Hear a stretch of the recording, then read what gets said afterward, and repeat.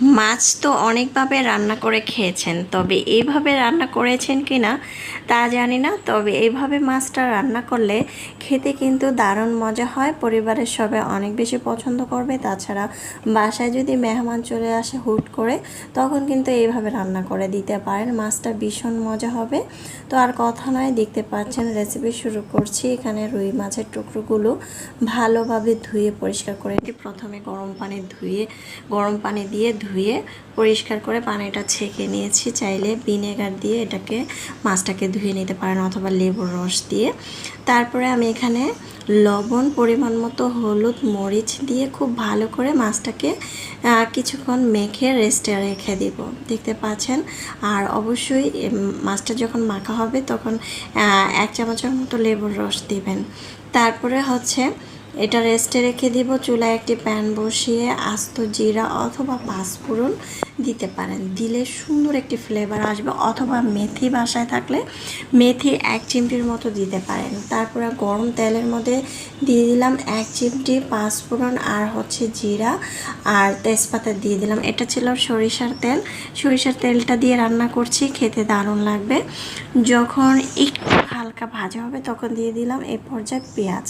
আমি যেহেতু মাছটা ভুনা করব, সেক্ষেত্রে পেঁয়াজের পরিমাণটা একটু বেশি দিয়েছি, প্রায় 1 কাপের মতো। 4টা পেঁয়াজ আছে, বড় সাইজের দেশি পেঁয়াজ। এখন এই পেঁয়াজটাকে ভালো করে ভেজে নেব, যাতে পেঁয়াজটা খুব ভালো করে ভাজা হয়, কাঁচা কাঁচা যাতে না থাকে। তাহলে অনেক সময় দেখবেন যখন আমরা ভুনা করব তখন কিন্তু পেঁয়াজটা ভালো করে ভাজা না হলে পেঁয়াজটা কেমন জানি একটা হয়ে থাকে, মনে হয় যে তাকে আছে এমন লাগে। যাই হোক, আমি পেঁয়াজটা খুব ভালো করে ভেজে নেব।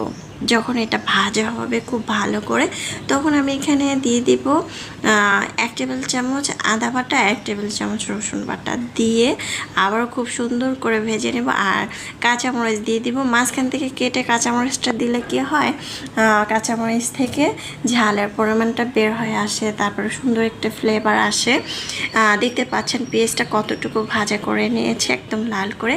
আর আজকে আমি বাটা মশলা দিয়ে তরকারিটা রান্না করেছি। এখানে হলুদের গুঁড়া, তারপরে হচ্ছে হলুদ, মরিচ আর হচ্ছে জিরা, ধনিয়া আমি বেটে নিয়েছি। প্রায় এখানে প্রায় আধা কাপের মতোই হবে মশলাটা।